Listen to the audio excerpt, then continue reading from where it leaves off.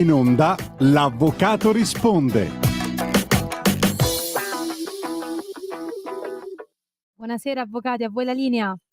Buonasera, grazie alla regia di Radio Libertà. Buonasera a tutti, dall'avvocato Collovati, ben ritrovati all'avvocato risponde. Allora, vedo subito se si è collegato direttamente da Miami il nostro avvocato Massimo Leonardi, ci sei? Non ti sentiamo, aspetta che mette le cuffie così almeno riusciamo a sentirlo. C'è qualche problema di collegamento, vediamo se lo sentiamo. Per il momento non ancora, il mio collega... Io non ti sento.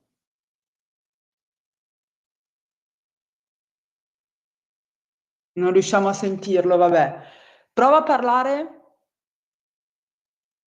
Evidentemente non riesce ancora a trovare la linea, adesso farà in modo di...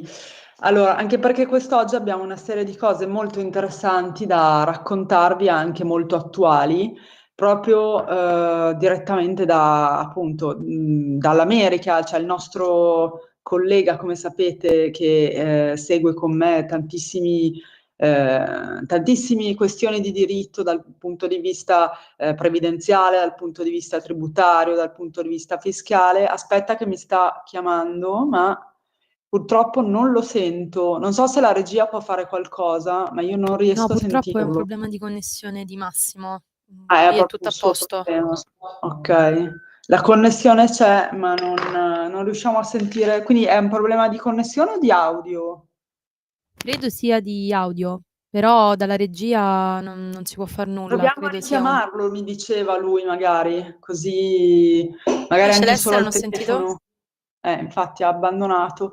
No, nel frattempo volevo appunto di magari nel frattempo se riesce la regia a richiamarlo, così anche perché ha da raccontarci tante cose interessanti, anche per chi volesse aprire all'estero un'attività, a cosa deve stare attento dal punto di vista fiscale, dal punto di vista tutti i punti di vista, previdenziale, societario. Come sapete lui si occupa molto anche di societario, quindi tutto ciò che è legato all'apertura di una società.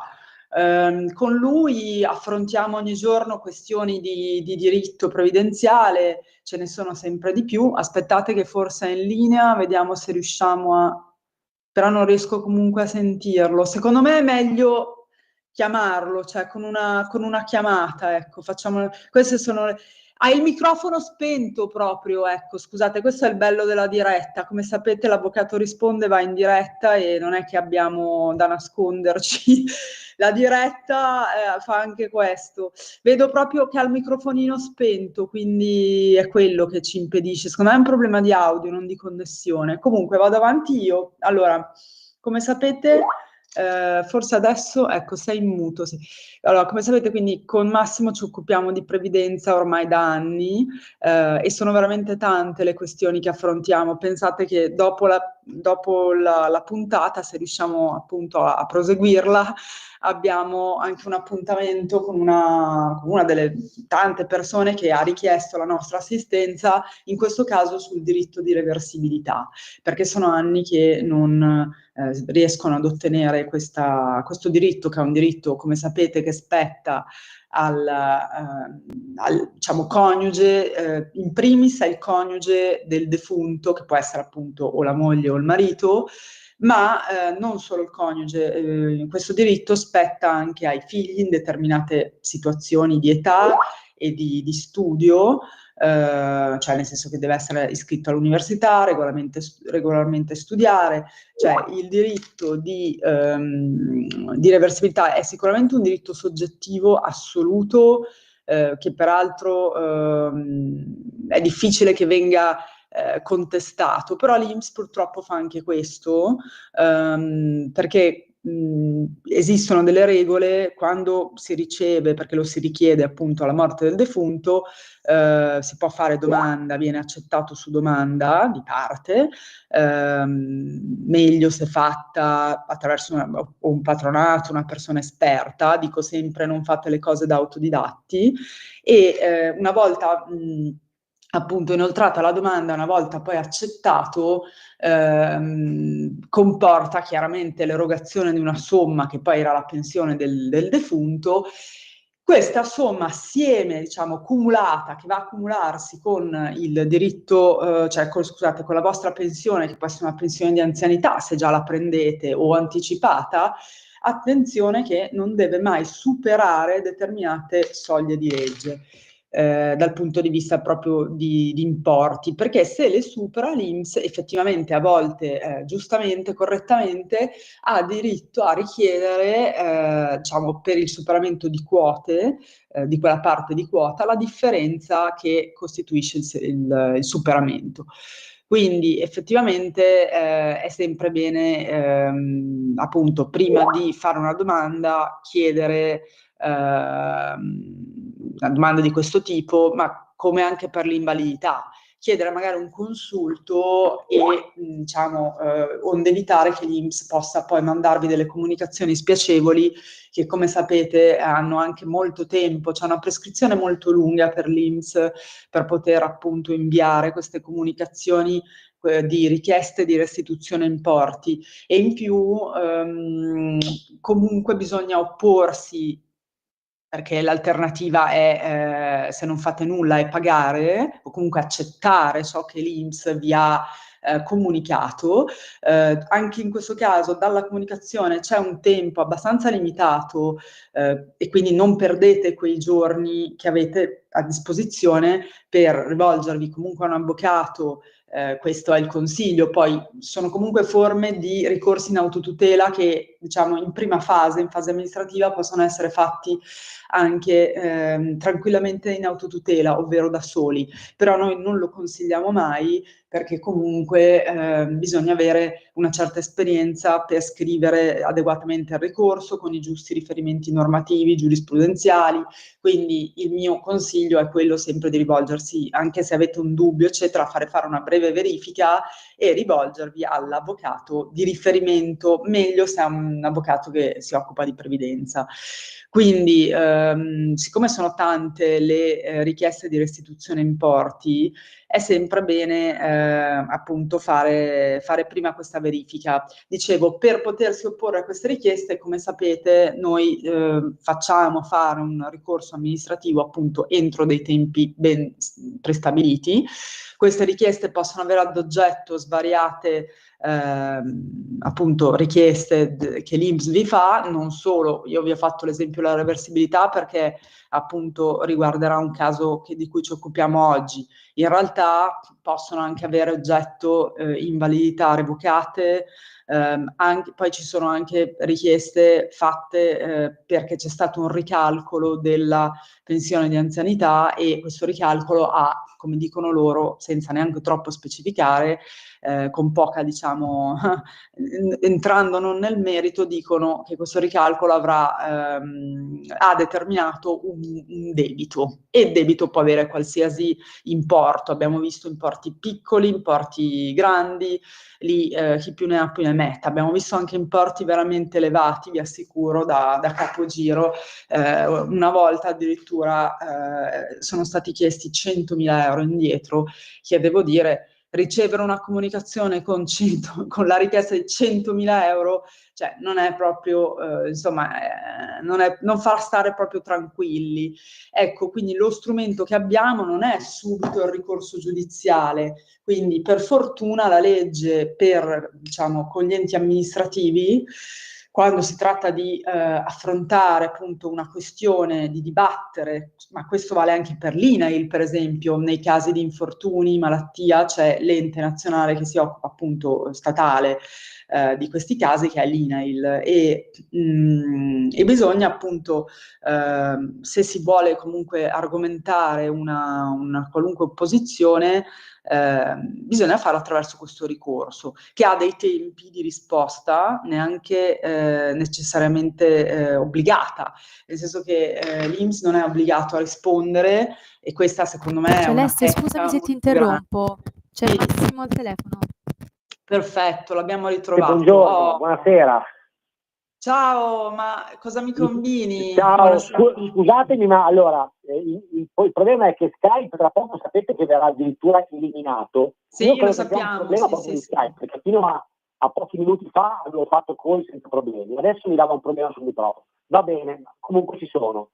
Non è un problema, io stavo intanto ricordando a tutti i nostri ascoltatori che noi ci occupiamo appunto anche di opposizioni, di ricorsi amministrativi contro i provvedimenti INPS Certo, e quindi sono, certo. diciamo, all'ordine del giorno queste richieste dell'INPS. Stavo un po' ricordando quali sono l'oggetto di queste richieste, ma visto che ti abbiamo trovato e voglio cederti la parola perché avevamo appunto deciso che la puntata fosse dedicata anche a delle cose di cui tu ti occupi, anche molto attuali e delle novità.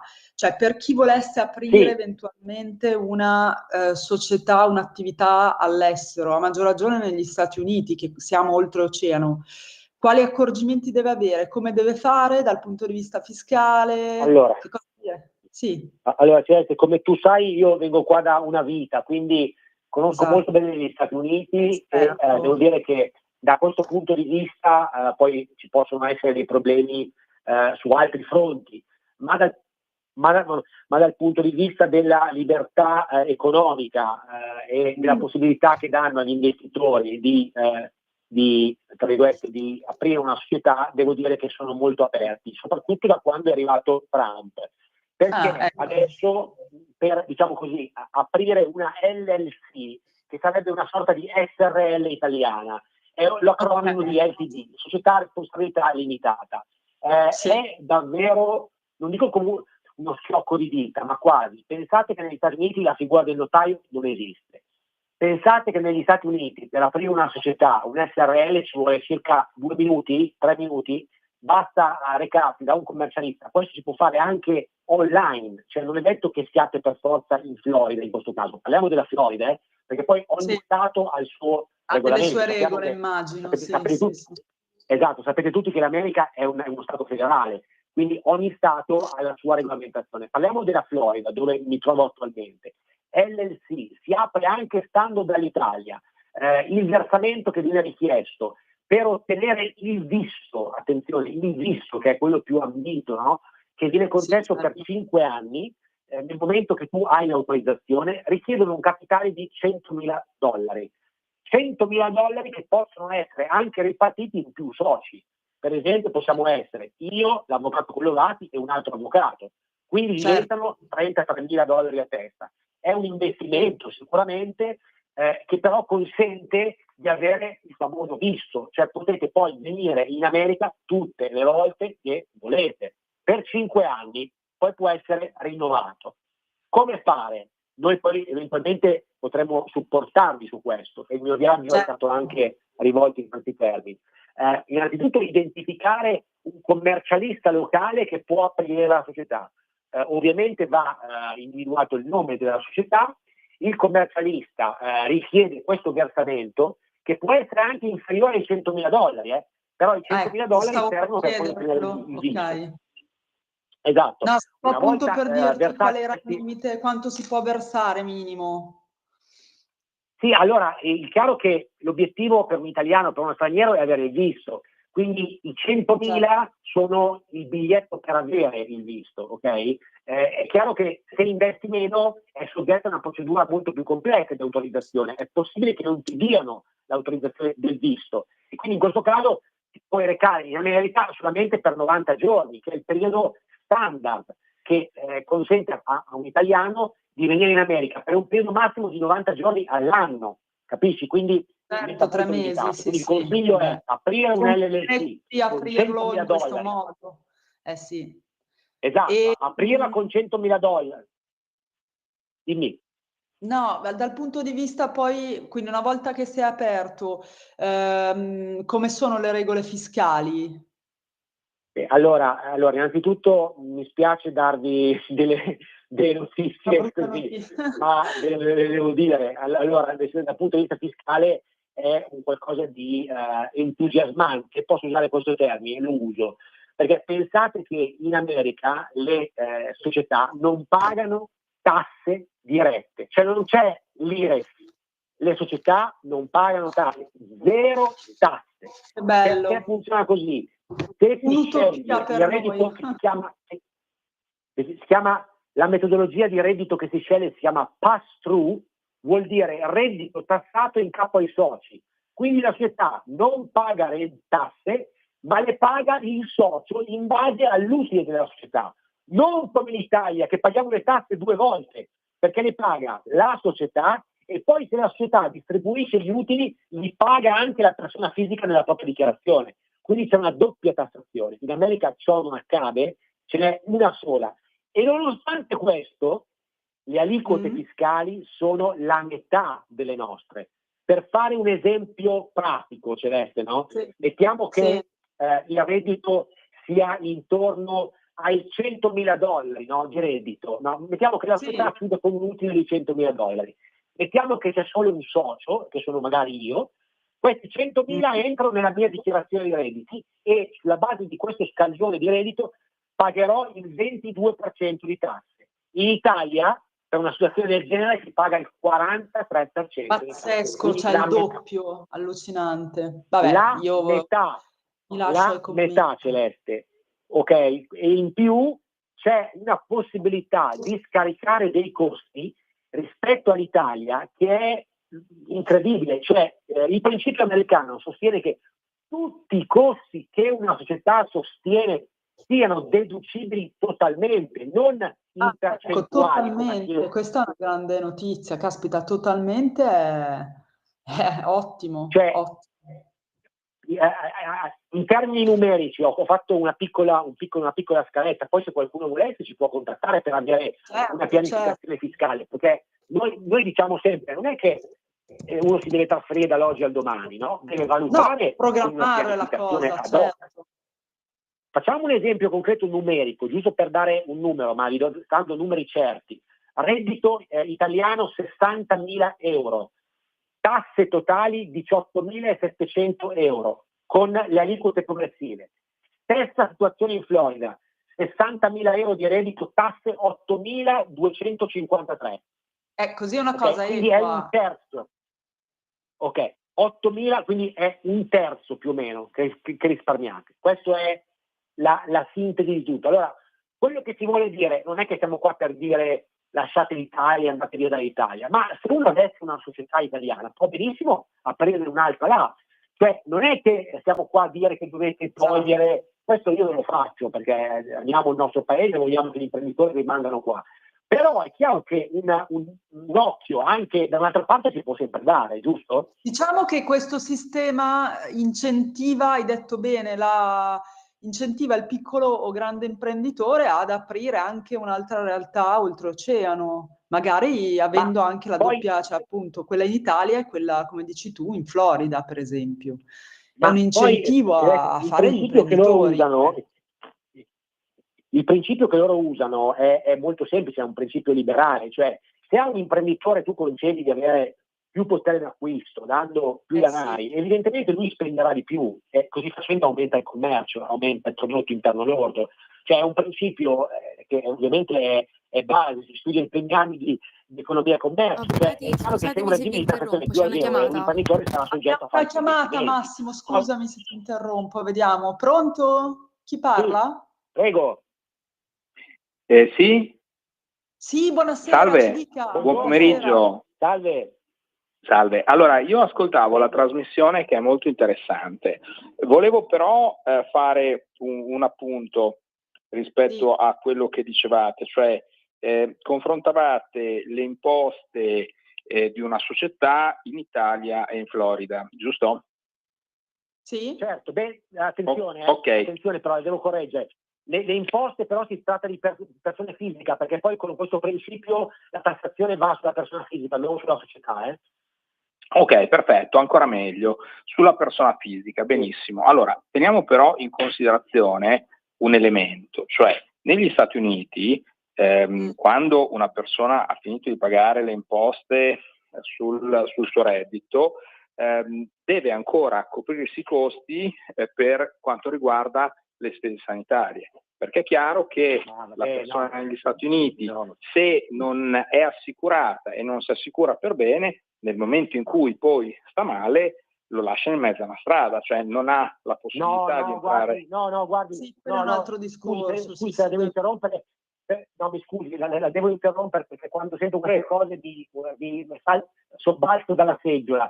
Non è affatto così. Guardi, non so se lei frequenta gli Stati Uniti o li frequento da una vita. Questa è la classica favola che viene raccontata da noi che ti lasciano in mezzo alla strada. Non è così, perché una polizza assicurativa qua negli Stati Uniti costa nell'ordine di qualche migliaia di euro, che se lei la paragona con il regime di tassazione e il risparmio fiscale è una barzelletta. Per un americano normale, se dice a un americano lei preferisce pagare il 40% di tasse o avere una polizza che costa $1.000, l'americano... Mi scusi però, non si paga nemmeno qua, volendo quella quantità di tasse, nel senso che lei parlava di $100.000 o 100.000 euro. Scusi, diciamo 60.000, 70.000 in Italia, come posso dire, la Lega giustamente ha fatto passare la tassazione per i forfettari, che quindi hanno una percentuale. Il forfettario ha ragione, però noi, mi ma scusi, stavamo parlando comunque di società in generale. Il forfettario è un altro discorso, ha ragione. Però, e anzi, meno male che la Lega ha fatto questo ha tipo. fatto benissimo, certo. Perché ci metto anch'io, voglio dire, ringrazio. Certo, però in realtà dal punto di vista societario ha ragione il collega. Noi parlavamo di società. Però mi scusi, però adesso a parte Lega o non Lega, il forfettario ti consente di pagare il 15% di tasso, il 5%, ma non puoi scaricare i costi, mi scusi. Allora, o parliamo di cose... Certo, però d'accordo, però il 15%... Mi scusi che finisco il ragionamento. Se parliamo di un avvocato, ad esempio, il 15%, cioè il reddito, come posso dire, sconta un'aliquota, perché si applica un'aliquota del 78%, e sul reddito così formato si va a tassare il 15%.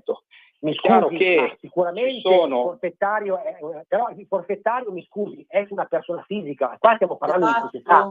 Io quello dicevo. Scusi, lei prima mi ha parlato di tassazione di persone fisiche negli Stati Uniti? No, ma no, mi scusi, ma però deve ascoltare bene. Le ho detto. Ma io ascolto bene, guardi che l'italiano ancora lo capisco. Pass through.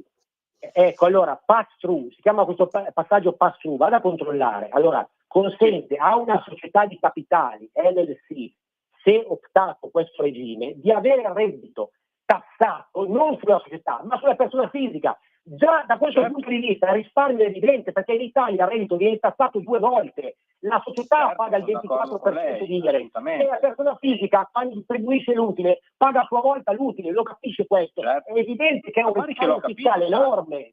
Guardi che l'ho capito, assolutamente. Ci sono però delle valutazioni da fare. Ecco, perché comunque negli ma noi ultimi parlavamo anni... appunto in generale, mi permetto di dire, cioè parlavamo in un caso generale, poi è chiaro che ci sono i singoli casi, le valutazioni, però non è che possiamo chiaramente specifici. Certo, però il nostro tempo a sono 2 fare milioni di partite IVA. caso, capisce?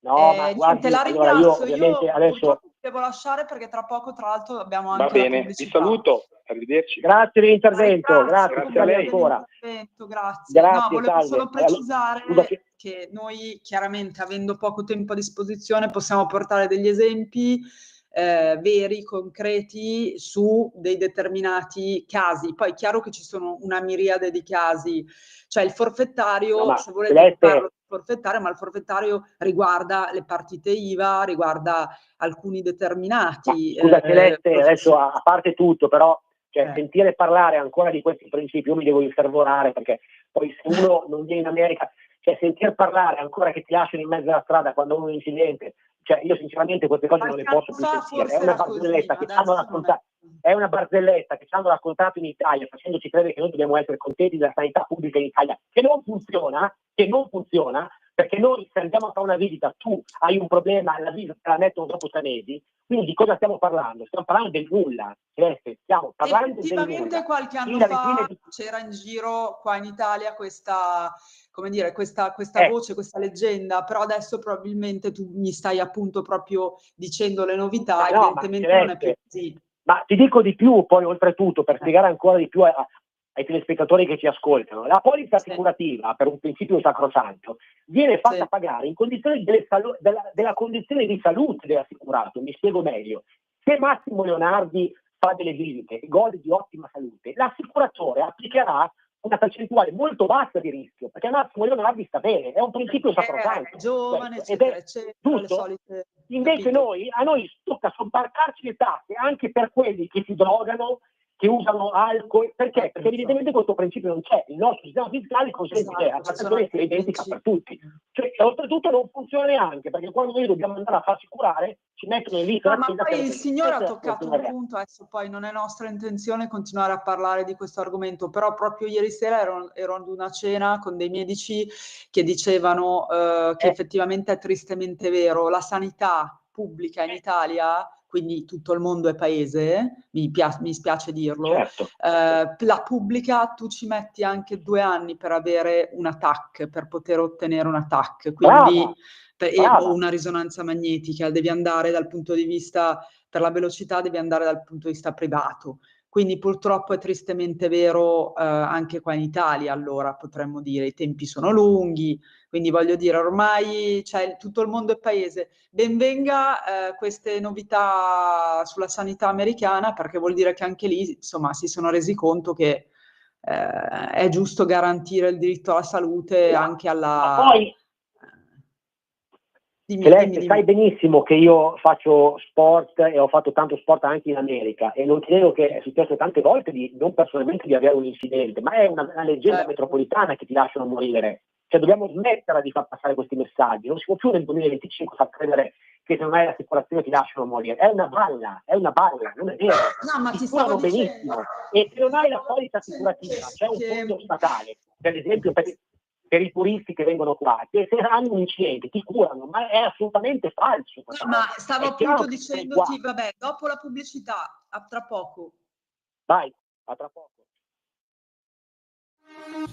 Porta con te ovunque Radio Libertà. Scarica la app per smartphone o tablet dal tuo store o dal sito radiolibertà.net. Cosa aspetti?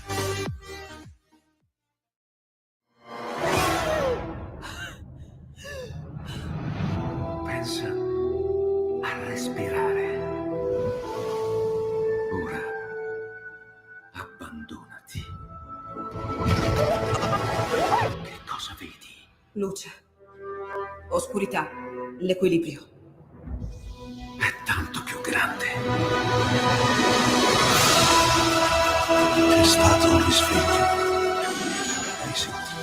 Conosco una sola verità.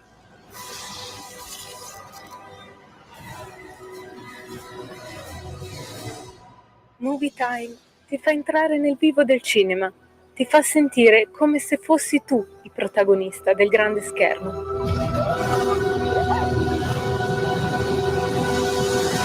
Ogni sabato dalle ore 16. Stai ascoltando Radio Libertà, la tua voce libera, senza filtri né censure, la tua radio.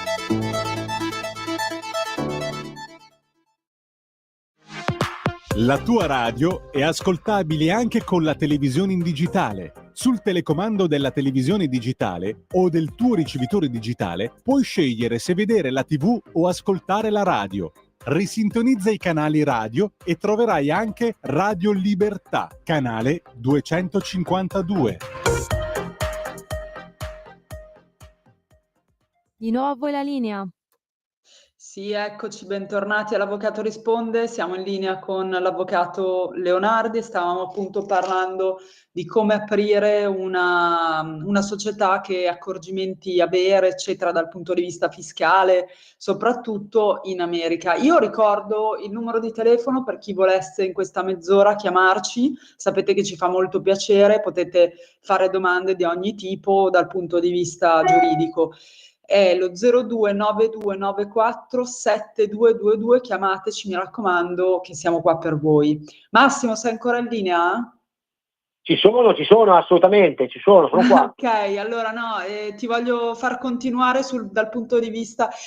Mi interessa anche parlare della residenza fiscale. negli Sì, Stati allora ti Uniti. dico una cosa molto interessante che tra Sì. l'altro che riguarda anche tanti professionisti che magari vorrebbero, come anche noi, non ti nego, poter portare a aprire un'attività professionale in America. Parliamo della Florida, Certo. perché noi non vogliamo fare i tuttologi. Come ho detto, ogni Stato federale ha il suo regolamento federale fiscale.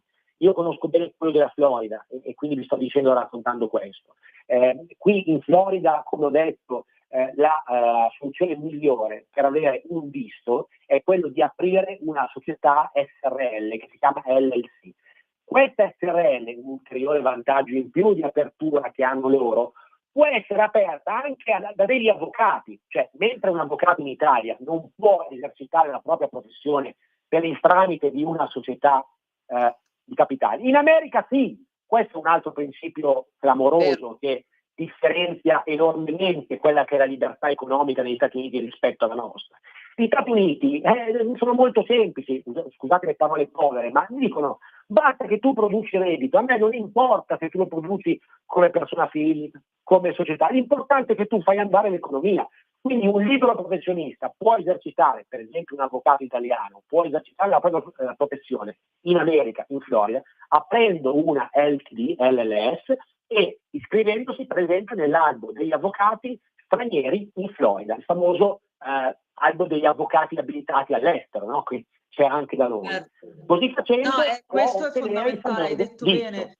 Qua in Italia non è così, ci sono delle incompatibilità, cioè l'avvocato Ci che sono ha delle il incompatibilità, titolo Celeste, che esatto. però, perdonami, sono assurde dal mio punto di vista, perché ma per quale motivo? Adesso hanno fatto le STP, è anche vero che adesso c'è la società tra professionisti SRL, però è completamente diversa anche in temi di tassazione, di deducibilità dei costi, 1000 complicazioni. Ma io dico, ma ci vuole tanto a rendere più semplice un regime fiscale, a renderlo più corretto, più uniforme, più giusto. Ecco, No, posso dire una cosa, lasciami dire, da se in Italia fosse così come dici tu, le persone secondo me sarebbero anche più incentivate a lavorare, magari ad aprire un'attività e magari quindi evitare, scusate, tanto redditi di cittadinanza piuttosto che sussidi statali che in alcuni casi vanno bene, ma come sappiamo il troppo stroppia.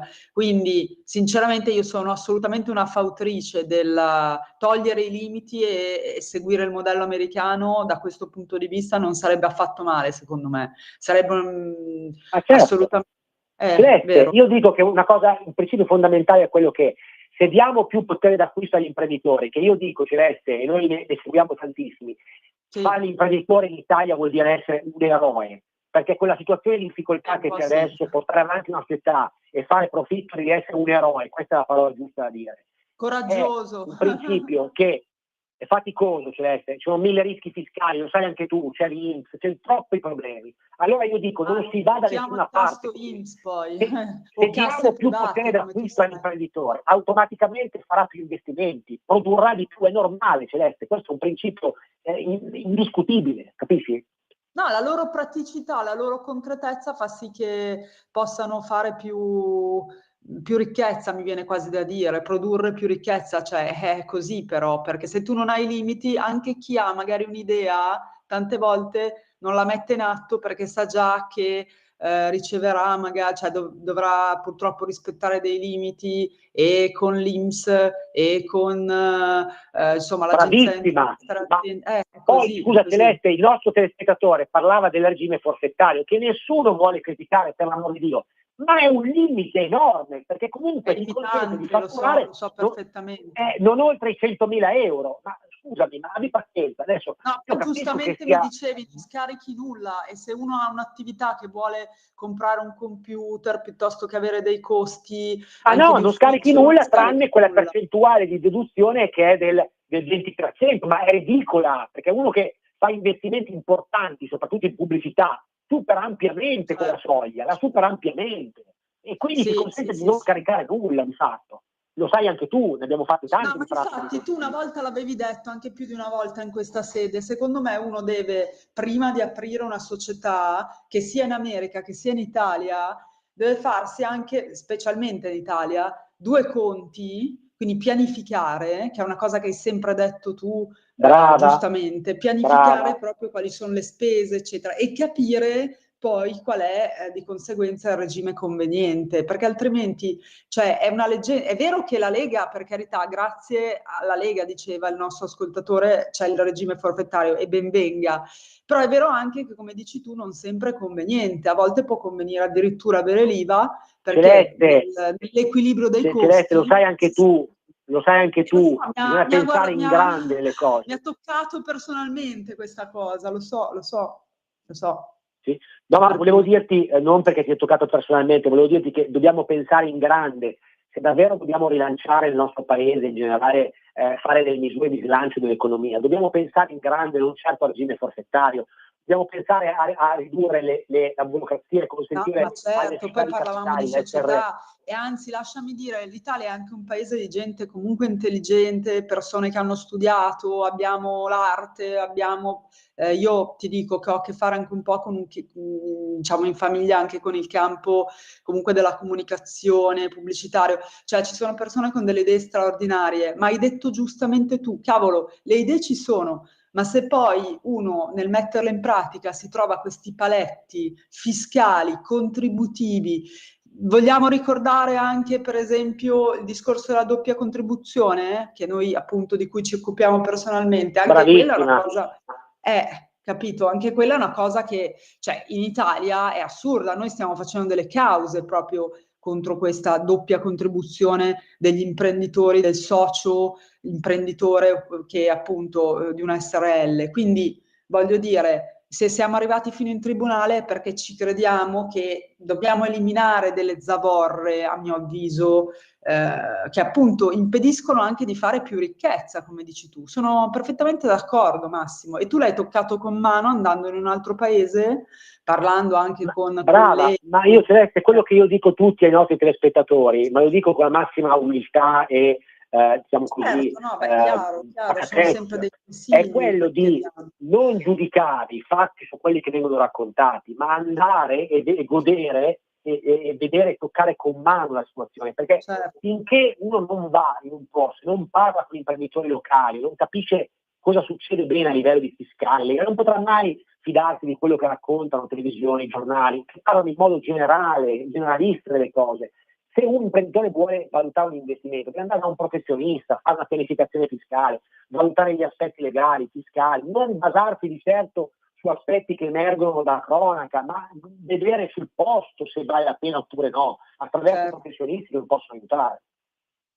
Ma noi l'abbiamo visto con mano perché tanti spesso ci chiamano, magari già in una situazione critica, anche persone che magari hanno una società che devono chiudere perché ormai la società non ha fatto utili oppure insomma è in fase decadente, diciamo, e noi giustamente ci chiediamo come mai non è stata fatta prima una pianificazione fiscale. Qui in Italia, per esempio, c'è stato un boom in passato tutti che aprivano società di persona, che sono rischiose, come ben l'avvocato Leonardi sa. E in quel caso essere consigliati prima è fondamentale perché magari si evita di aprire una società di persone che invece dal punto di vista appunto del patrimonio, della solidarietà, no, del patrimoniale cioè risponde con tutto il patrimonio, sia del personale che della società. Quindi voglio dire, la pianificazione è fondamentale e per fare una pianificazione dovete chiamare un consulente o avvocato o commercialista che ve la faccia. Anche dal punto di vista previdenziale ci siamo accorti che tanti appunto nel chiudere una società si sono ritrovati con delle cartelle INPS che magari chiedevano di pagare una contribuzione magari anche di anni passati, perché no, magari si può impugnare quella cartella e cercare di eliminare quella richiesta che magari riguarda degli anni prescritti.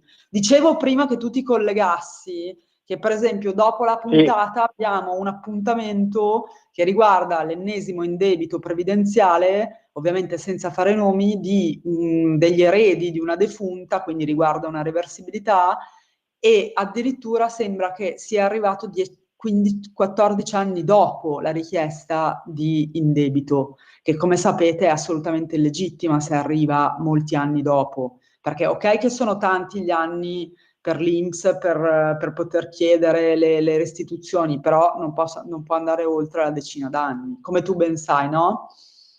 Certo, E- certo, assolutamente.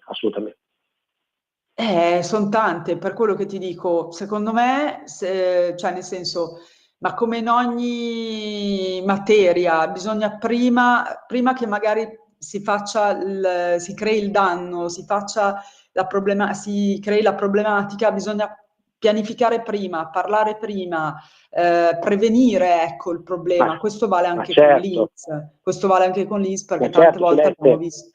ma è Sì. fondamentale quello che dici, nel senso che cioè dobbiamo smetterla di usare questo pressapochismo, superficialità. È chiaro che poi le cose non vanno bene, no? Perché uno poi dopo vengono da noi gli imprenditori e dicono: avvocato, ho ricevuto la cartella, ho ricevuto, ma è normale, perché se non pianifichi bene poi arrivano i problemi. Cioè, quante volte vengono da noi dopo, quando arriva la Quello cartella da dicevo, 100.000, esatto. cioè, Ma sai cosa, se volete fare il Massimo? salto di qualità, perché parliamoci chiaro, è inutile raccontarci le favole, lo scopo di tutti, l'obiettivo di tutti è guadagnare e essere profittevoli, è banale questa cosa, ma Sì, e non bisogna avere dirla. problemi Se però volete appunto con avere le una società, istituzioni. dovete appoggiarvi a valervi di consulenti che vi aiutano, e questo è fondamentale, no? Guarda, secondo me il problema è anche un po' che ne parlavamo la scorsa puntata, tu eri già in America con la collega Russo, parlavamo della figura Sì. dell'avvocato anche, come dire, come appunto ruolo di prevenzione, non solo in fase critica davanti alle aule di tribunali. Purtroppo c'è stata per anni e anni, c'è sempre stata, forse tuttora, la concezione che l'avvocato lo chiami all'ultimo per fare causa. Cioè l'avvocato è colui che ti porta davanti al giudice in tribunale. In realtà, secondo me, è sbagliata questa concezione, perché è anche retrograda e anacronistica. È vero, è così, noi facciamo causa, andiamo davanti ai tribunali, però è anche un po' l'ultima spiaggia la causa, cioè ci sono, come diciamo sempre, prima 1000 passaggi che possono magari anche evitarla, a cominciare da, per esempio, una pianificazione, un parere che riguardi anche la fase, per esempio mi viene da pensare quando vengono e fanno bene per un'analisi contributiva, per chi poi vuole andare in pensione, vuole avere la tranquillità che avrà una pensione corretta. Farla fare prima questa analisi è tanto di guadagnato, perché poi, come sapete, come tante volte ho già detto, se arriva il provvedimento di liquidazione, poi il provvedimento è definitivo e a quel punto andrà impugnato, quindi servirà una causa. Cioè, dobbiamo sfatare il mito dell'avvocato solo nelle aule di tribunali. L'avvocato può essere un ottimo, anche consulente se vuoi, intermediario, può appunto per voi fare delle conciliazioni, delle mediazioni, delle negoziazioni assistite. Ci sono tantissimi strumenti alternativi alle cause, quindi anche questo spauracchio del vado dall'avvocato, chissà quanti soldi spenderò. Allora, al di là del fatto che è anche normale, perché comunque è un'attività e qualunque professionista viene pagato ed è giusto così. Però, ripeto, cioè, prevenire è meglio che andare poi direttamente in tribunale e avere quindi poi dopo anche più difficoltà magari, no? Nell'ottenere ciò che a uno spetta. Io la penso così, Massimo, penso che anche tu sia d'accordo con me. Ma Ma sono questo vale un perfettamente po' in d'accordo, tutte le cioè, materie. ripeto, il messaggio che noi diamo sempre, ormai saranno stancati anche i nostri telespettatori Sì, è vero, però lo diremo fino alla noia perché ci No, beh, però crediamo. sai, è giusto, perché la nostra funzione è questa. Ora non siamo qua a perorare delle cause così, tra virgolette, così per il gusto di farlo. Siamo qua perché noi innanzitutto diciamo la verità, è quello che per noi è la nostra verità. E questo è molto chiaro, cioè non è che siamo qui a dire che è la verità assoluta, questa è la nostra versione dei fatti, il nostro punto di vista, diamo la nostra opinione, che può essere contestabile o meno, ma ve la diamo in modo diretto, come noi facciamo sempre. È inutile che veniamo a raccontare che il regime agevolativo è buono, non è così, il forfettario per certi versi è buono, ma per altri non lo è. Questa è la verità dei fatti. Se invece volete sentire un programma che vi dice che il sistema forfettario è il migliore del mondo, ecco, questo non è il nostro, è giusto, Celeste? O no? Sono d'accordo, noi siamo sempre onesti, come lo siamo nelle nostre materie quando non è possibile fare causa o comunque ha ragione l'INPS, eccetera, noi lo diciamo, perché non è che il cliente ha sempre ragione. Brava. È giusto anche dare oneri e onori e dare le verità. Ma scusami, dal punto di vista burocratico anche è molto semplice, dicevi, aprire la società, no? Non Sì, ci no, sono c'è un'altra cosa, passaggi. ora non me ne voglia il notaio Malta, che tra l'altro è un mio amico, è venuto da noi, però Dottor scusate, Malta lo salutiamo e tornerà anche salutiamo in questa Malta, che non se ne voglia Malta, però Malta mi conosce, tutti i notai che ci sentiranno ci conoscono, non è che siamo qua anche in questo caso a dover perorare le cause, ma scusatemi, ma la figura del notaio che apre un SRL, ma la vogliamo smettere oppure vogliamo andare avanti ancora a fare? Ma il notaio guadagna e potrà guadagnare molto di più facendo pratiche molto più complesse. Per farvi un'idea, io come avvocato vorrei sicuramente evitare di fare delle notifiche, cioè io quel compenso non lo voglio, preferisco guadagnare su pratiche ben più profittevoli. Quindi in America la figura del notaio sull'apertura di un SRL non esiste, perché la società la può aprire un semplice commercialista, perché è evidente che per la struttura della società stessa non è che è così fondamentale avere un notaio che apre un SRL, è questo che voglio dire. Facendo questo si possono aprire le società nel giro di 2 giorni, ecco, questo è quello certo, che perché io non dico, ci sono no? burocrazie estenuanti. Poi io voglio dire, non è che voglio dire, lungi da me dal dire la figura del notaio, ripeto, è importantissima, ma per certe pratiche, come per esempio quella di una società, potrebbe benissimo essere delegata degli avvocati o dei commercialisti che potrebbero fungere da pubblico ufficiale, così come noi fungiamo da pubblico ufficiale quando facciamo una notifica. Scusatemi di nuovo l'interruzione, c'è una chiamata. Sì, pronto, facciamo l'ultima chiamata. Pronto, chi parla? Pronto? Signora, buonasera, ci dica. Buonasera, posso chiedere un'informazione se riesco a spiegarmi, perché non è una cosa semplice, signora, è una cosa condominiale. Come si chiama? No, Prego? Vabbè, prego. Come si chiama lei? Ma dico, da dove come si chiama? Daniela, signora? sono Daniela, dalla provincia di Brescia. Sì. Grazie, prego. Si sente un po' male, però fa niente. Allora, volevo dire, io abito in una palazzina con 6 appartamenti, ok? Sì. Allora, 3 sopra e 3 sotto. Ogni tanto, giustamente, si fa la pulizia delle, come le chiama la fogna? Sì, insomma, della fognatura, esatto. Ok? Ecco. Io dunque ho il bagno a primo piano e la signora sotto di me a piano terra. La signora vicino a me non ha la fognatura da quella parte lì, ha soltanto nel garage l'acqua che usa per lavare qualche cosa, per lavare la macchina, nel cortile e così. E le fanno pagare anche la pulizia quando lo fanno della fognatura. È giusto? A questa signora che è giù? Lei è Sumi, ho capito bene? Allora, diciamo che allora, che io sappia, la pulizia della fogna in un condominio, se il suo è un condominio, perché mi dice 6 appartamenti, ci saranno più di 8 persone. Sì. La pulizia della fogna è considerata una manutenzione di parti comuni di solito, a meno che bisognerebbe vedere se è una situazione particolare, ma di solito è la pulizia della fogna, dato che i tubi delle fogne passano per il condominio e a carico di tutti i condomini di solito. Dipende da dove è il tratto di fognatura, questo bisognerebbe vedere come è fatto il suo condominio. Grazie signora, ci chiami ancora, mi raccomando. Posso chiedere una cosa ancora?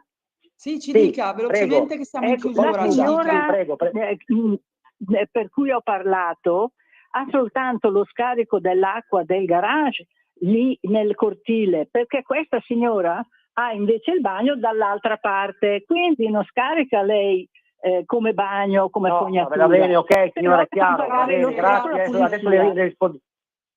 Tu, Massimo, allora, pronto? Massimo, vuoi rispondere tu? Mi senti? Sì, rispondo io ancora, velocemente, sì. È una risposta veloce da dare, come giustamente diceva l'avvocato Collovati.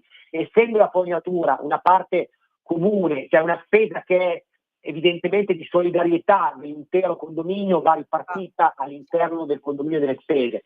Poi in generale, qua Celeste, apriamo un altro fianco alla nostra trasmissione, se sei d'accordo, parliamo Certo. un attimo degli amministratori, perché poi queste sono risposte che noi diamo generali. Faremo Poi bisogna vedere una nel caso trasmissione a concreto. parte, magari giovedì prossimo, se sei, tanto tornerai in Esatto, Italia. no, però so. per dire che questa risposta che noi diamo va ovviamente contestualizzata poi nella fattispecie concreta, ovvero magari ci sono delle inadempienze che ha fatto l'amministratore nel far fare la pulizia tardi della fognatura, dei ritardi, tutta questa serie di cose. Certo, assolutamente. Dobbiamo anche vedere dove passa la fognatura, magari non è interessata la parte perché è una proprietà esclusiva, però chiaramente servono dei dettagli in più. Lo ribadisco, noi possiamo dare chiaramente delle risposte di massima, poi se qualcuno è interessato approfitto per lasciare anche la nostra mail, che è l'avvocato risponde, tutto attaccato, @dirittissimo, praticamente come il diritto al superlativo, dirittissimo.com.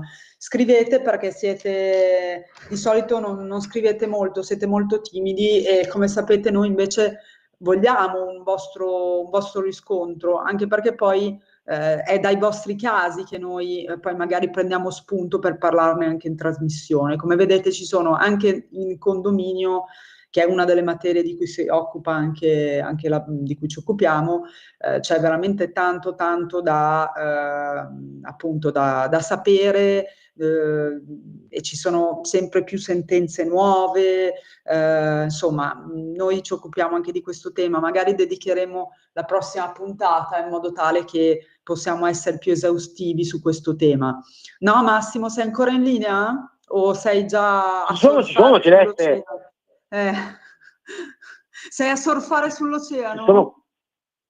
No, sono qua assolutamente, sono nella mia stanza e vi sto ascoltando con grande interesse, per non sovrappormi e dire soprattutto che sul tema condomini stiamo avendo un sacco di riscontro da parte dei telespettatori che ci stanno chiamando, ci stanno contattando, perché abbiamo notato che abbiamo sollevato e abbiamo aperto un problema molto serio, quello della malagestio degli amministratori. Anche in questo caso non ce ne vogliono gli amministratori di condominio che stanno sentendo, perché non è assolutamente un attacco. Ma come in tutte le professioni, certo. In tutti i non è mestieri c'è assolutamente sempre una cosa che sia contro di che... loro, però evidentemente c'è una malagestio che sta aumentando per quanto riguarda appunto la gestione dei condomini. Questo è un dato che stiamo da ultimo, senza fare nomi, noi siamo riusciti, grazie anche a una nostra collega, a far dimettere che effettivamente stava compiendo atti di malagestio, siamo riusciti a far dimettere ultimamente un amministratore che più che altro più che malagestio, cioè non si muoveva su un importante problema di infiltrazioni che causava danni. Devo dire che grazie a noi si è un pochettino risolta la situazione, anche da quando abbiamo preso in mano noi, questo lo diciamo tranquillamente, evidentemente le cose sono cambiate, su questo siamo contenti. No, infatti ti fa capire quanto anche su questo tema è importante un intervento legale, perché effettivamente qua da più di un anno o da un annetto, insomma, circa si parlava della stessa cosa con varie assemblee e non si riusciva a, diciamo, venirne a capo. Chiaramente meno male, perché abbiamo anche studiato tanto, lasciami dire, che il nostro intervento possa essere, come dire, efficace e quindi risolutivo anche in un contesto come quello del condominio, che non è assolutamente facile, perché noi assistiamo anche a delle assemblee, però appunto è sicuramente un bel grattacapo. Poi in condominio c'è sempre chi appunto la pensa diversamente, chi non vuole mettersi contro, cioè insomma una miriade di teste che non è sempre facile mettere d'accordo, e bisogna avere chiaramente anche i presupposti per poter revocare un amministratore o per poter comunque diciamo imputargli una malagestio. Comunque io ringrazio Massimo, perché noi adesso poi abbiamo un appuntamento, quindi siamo abbastanza in chiusura. Come vi dicevo, torniamo alla nostra previdenza operatività, che ogni giorno esatto. ci occupa, esatto. Massimo, ti aspettiamo in Italia, Guarda che giovedì prossimo non Grazie, mi devi io fare torno e la prossima settimana sono da voi in studio per una bella diretta dove vi racconterò finalmente di persona le cose che ci siamo anche detti adesso, se vorrete. Perfetto, ti aspettiamo. A presto, grazie Sveva, scusate dell'inconveniente tecnico, ciao. Ciao, ciao Massimo, io ringrazio tutti, ringrazio la regia, ringrazio Radio Libertà e ringrazio i nostri ascoltatori. A giovedì prossimo e buona serata. Ciao a tutti! Avete ascoltato L'Avvocato risponde.